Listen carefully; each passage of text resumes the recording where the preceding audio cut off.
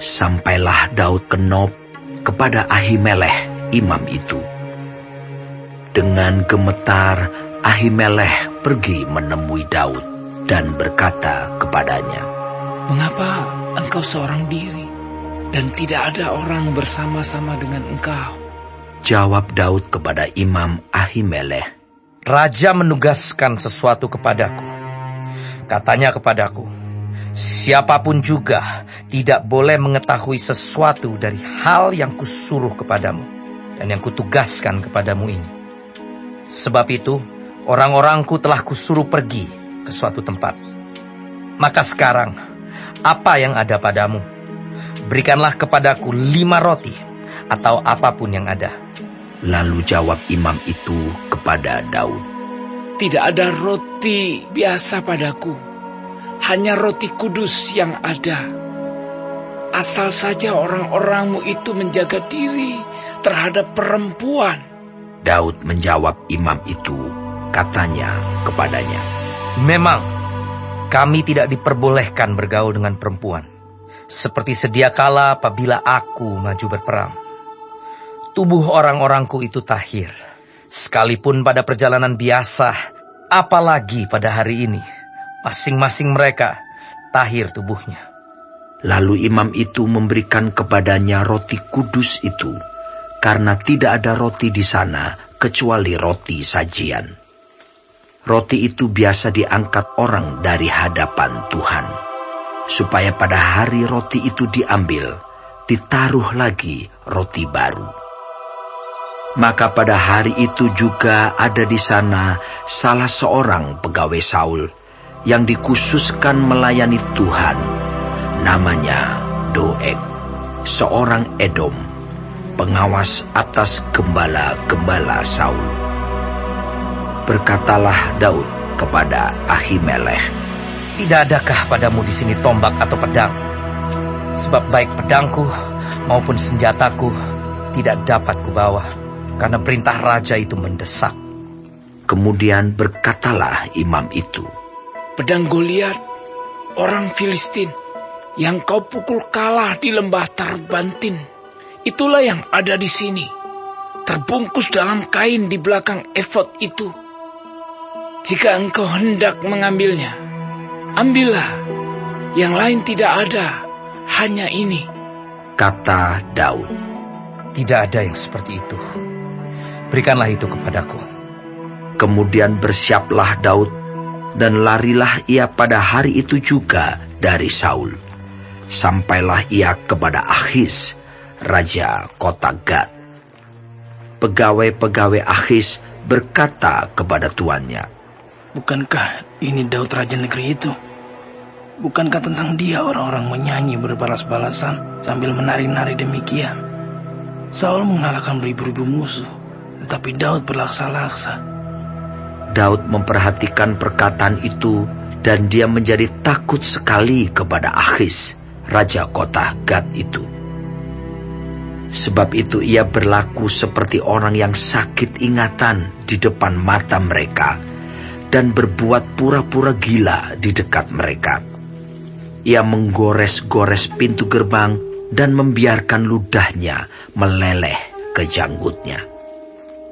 Lalu berkatalah Akhis kepada para pegawainya, "Tidakkah kamu lihat bahwa orang itu gila? Mengapa kamu membawa dia kepadaku?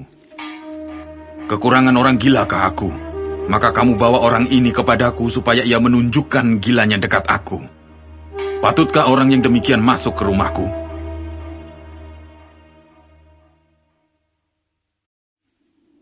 Lalu Daud pergi dari sana dan melarikan diri ke Gua Adulam.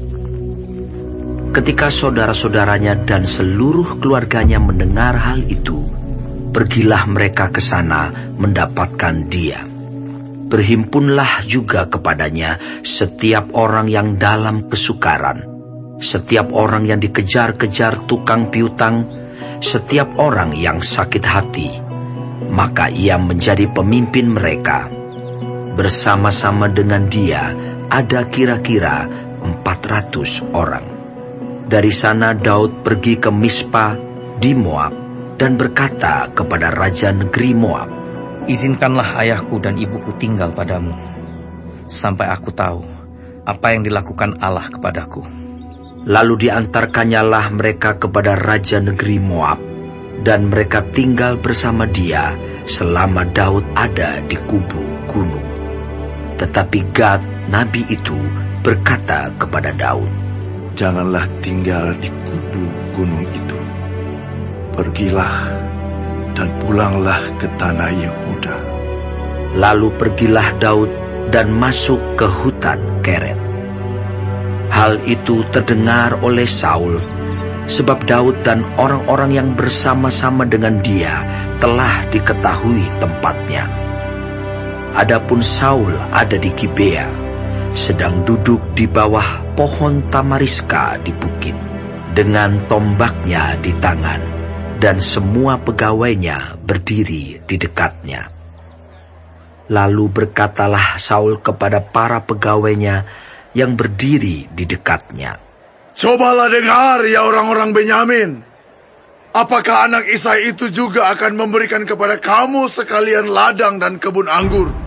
Apakah ia akan mengangkat kamu sekalian menjadi kepala atas pasukan 1000 dan atas pasukan 100? Sehingga kamu sekalian mengadakan persepakatan melawan aku, dan tidak ada seorang pun yang menyatakan kepadaku bahwa anakku mengikat diri dengan anak Isai itu.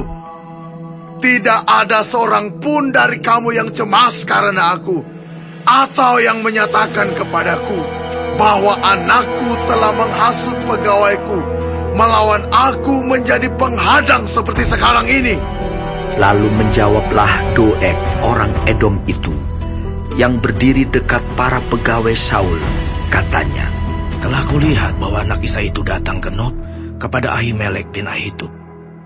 Ia menanyakan Tuhan bagi Daud dan memberikan bekal kepadanya. Juga pedang Goliat orang Filistin itu diberikannya kepadanya. Lalu raja menyuruh memanggil Ahimelek bin Ahitub, imam itu, bersama-sama dengan seluruh keluarganya, para imam yang di Nob, dan datanglah sekaliannya menghadap raja. Kata Saul, Cobalah dengar, ya anak Ahitub. Jawabnya, Ya, tuanku. Kemudian bertanyalah Saul kepadanya, Mengapa kamu mengadakan persepakatan melawan aku? Engkau dengan anak Isai itu, dengan memberikan roti dan pedang kepadanya, menanyakan Allah baginya, sehingga ia bangkit melawan aku, menjadi penghadang seperti sekarang ini. Lalu Ahimelek menjawab raja, Tetapi siapakah di antara segala pegawaimu yang dapat dipercaya seperti Daud? Apalagi ia menantu raja dan kepala para pengawalmu dan dihormati dalam rumahmu.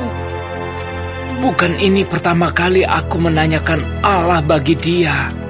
Sekali-kali tidak. Janganlah kiranya raja melontarkan tuduhan kepada hambamu ini, bahkan kepada seluruh keluargaku.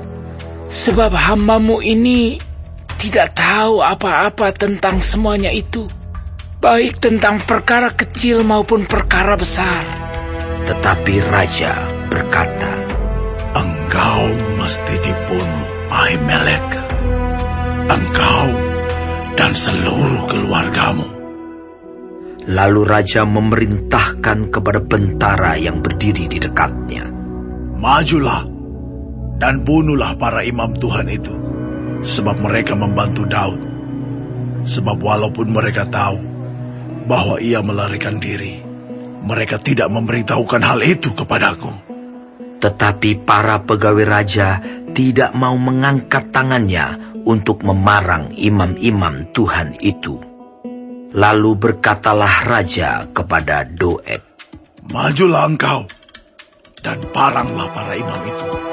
Maka majulah Doeg orang Edom itu, lalu memarang para imam itu. Ia membunuh pada hari itu 85 orang yang memakai baju efod dari kain lenan. Juga penduduk Nob, kota imam itu dibunuh raja dengan mata pedang, laki-laki maupun perempuan, kanak-kanak maupun anak yang menyusu, pula lembu, keledai, dan domba dibunuhnya dengan mata pedang. Tetapi seorang anak Ahimelech bin Ahitub, namanya Abiatar, luput. Ia melarikan diri menjadi pengikut Daud. Ketika Abiatar memberitahukan kepada Daud bahwa Saul telah membunuh para imam Tuhan, berkatalah Daud kepada Abiatar, Memang, pada hari itu juga ketika Doeg, orang Edom itu ada di sana, aku telah tahu bahwa pasti ia akan memberitahukannya kepada Saul. Akulah sebab utama daripada kematian seluruh keluargamu. Enggaklah padaku, janganlah takut. Sebab siapa yang ingin mencabut nyawamu, ia juga ingin mencabut nyawaku. Di dekatku, engkau aman.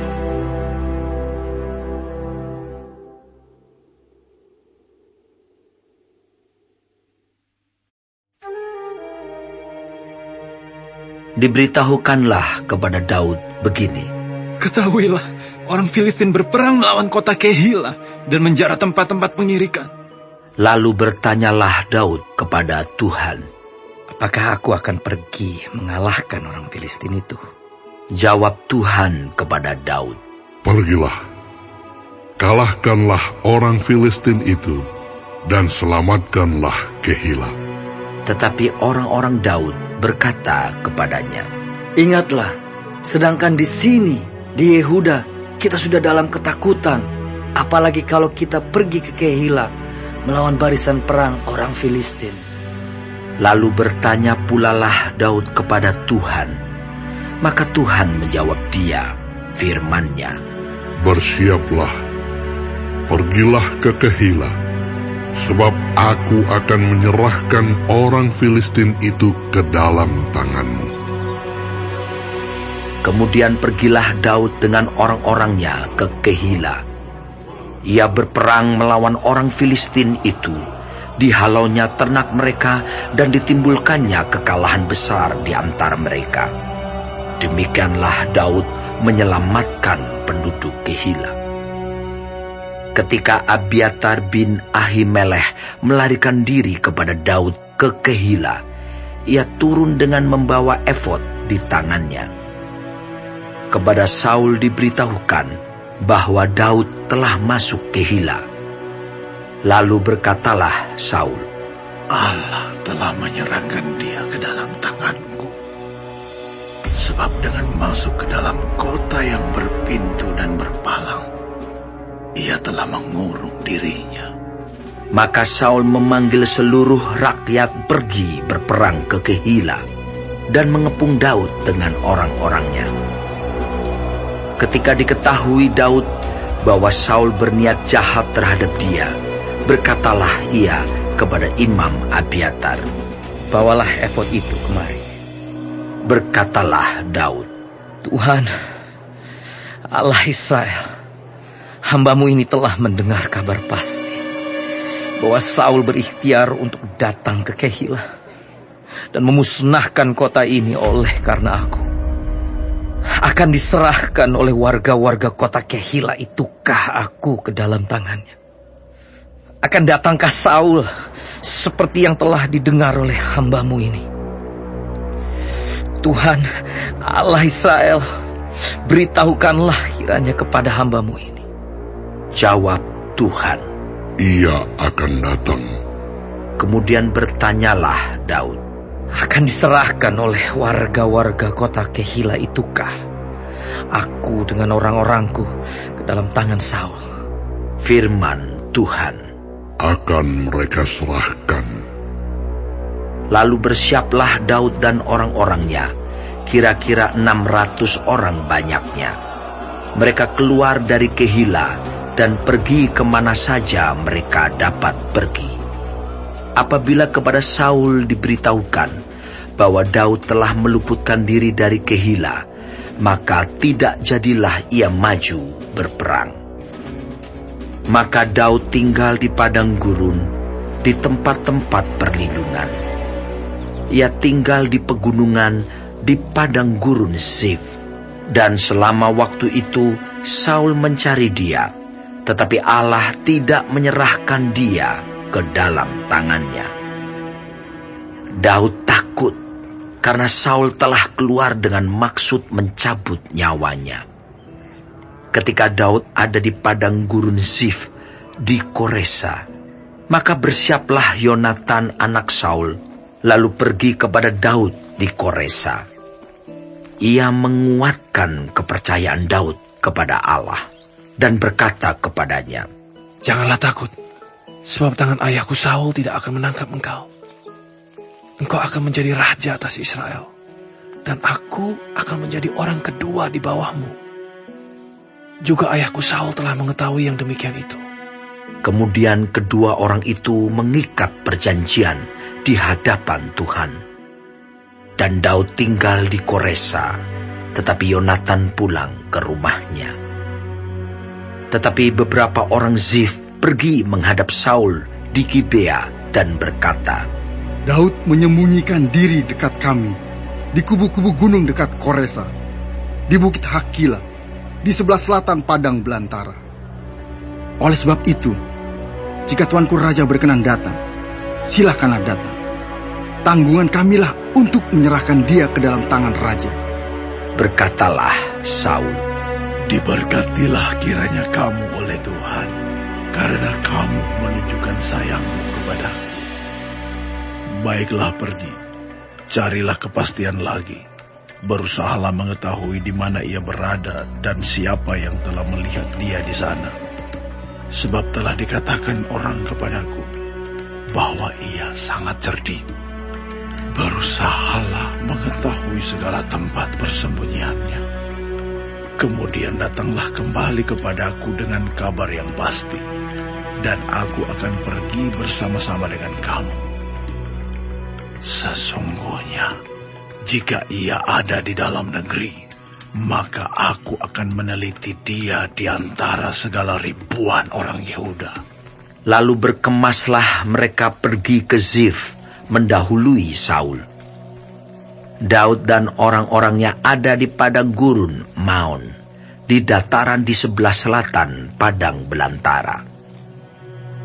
Ketika Saul dengan orang-orangnya pergi mencari Daud, diberitahukanlah hal itu kepada Daud. Lalu pergilah ia ke gunung batu dan tinggal di padang gurun Maon.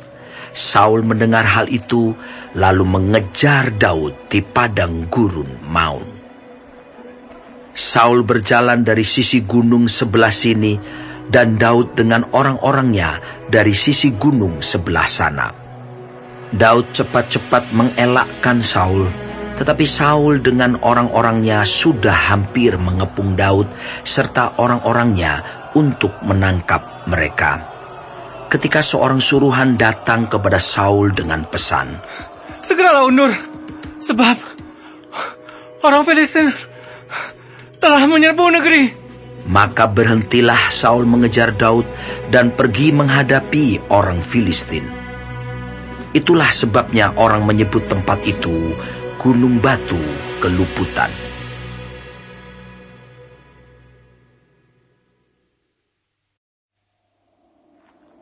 Daud pergi dari sana, lalu tinggal di kubu-kubu gunung di En-Gedi.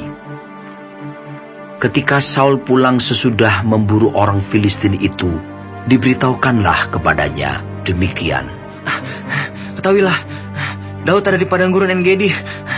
Kemudian Saul mengambil 3.000 orang yang terpilih dari seluruh orang Israel, lalu pergi mencari Daud dan orang-orangnya di gunung batu kambing hutan.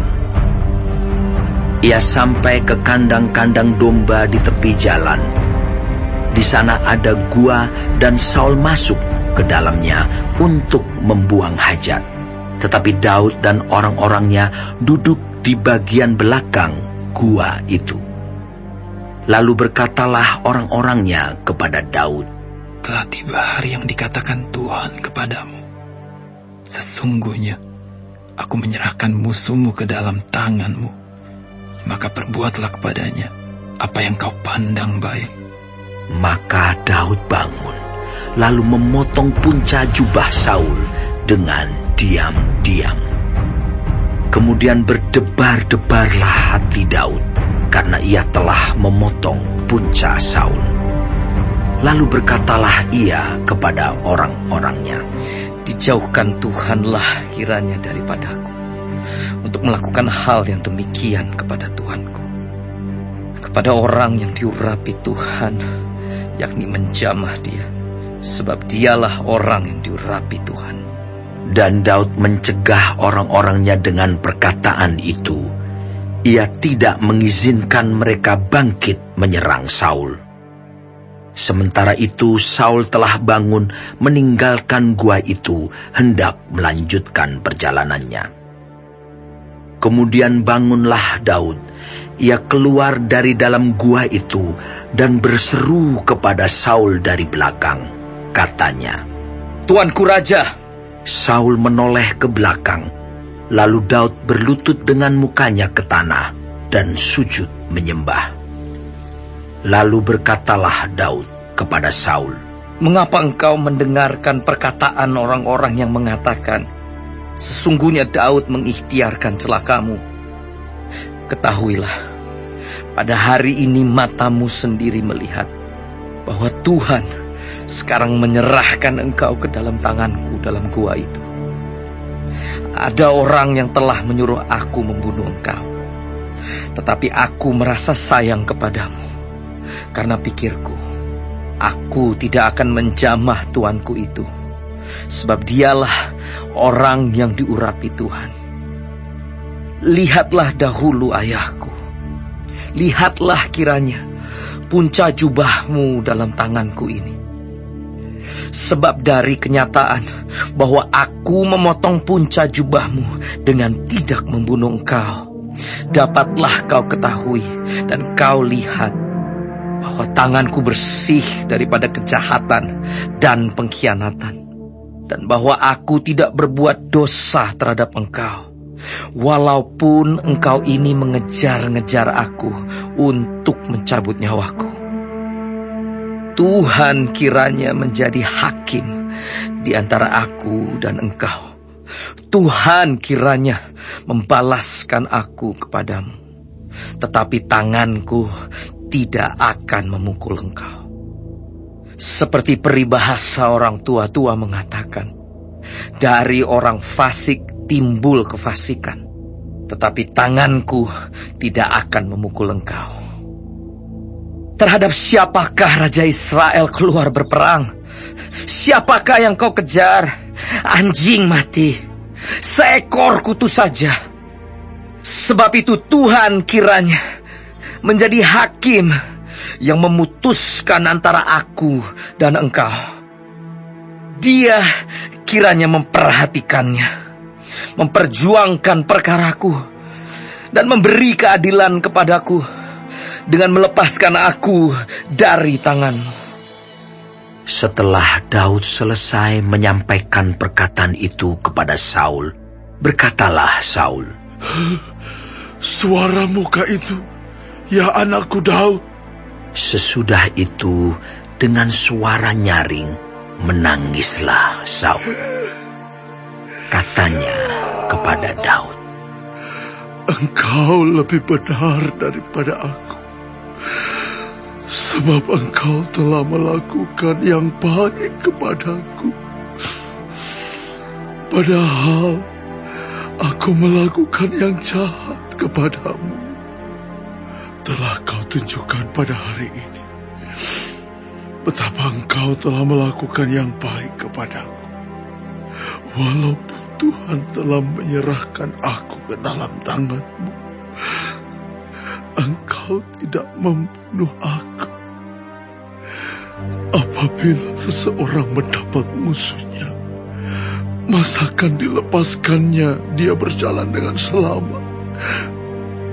Tuhan kiranya membalaskan kepadamu kebaikan ganti apa yang kau lakukan kepadaku pada hari ini. Oleh karena itu, sesungguhnya aku tahu bahwa engkau pasti menjadi raja, dan jabatan Raja Israel akan tetap kokoh dalam tanganmu. Oleh sebab itu, bersumpahlah kepadaku demi Tuhan, bahwa engkau tidak akan melenyapkan keturunanku, dan tidak akan menghapuskan namaku dari kaum keluargaku. Lalu bersumpahlah Daud kepada Saul. Kemudian pulanglah Saul ke rumahnya, sedang Daud dan orang-orangnya pergi ke kubu-kubu.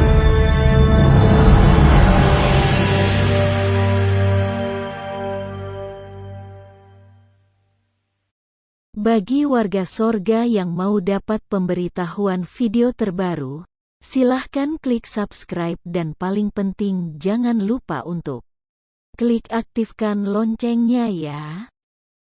Warga sorga terkasih, tolong bantu beri saya semangat upload video baru dengan kasih like ya. Ayo warga sorga menjadi berkat bagi orang lain dengan membagikan video ini ya. Tuhan Yesus Kristus memberkati kita warga sorga. Amin.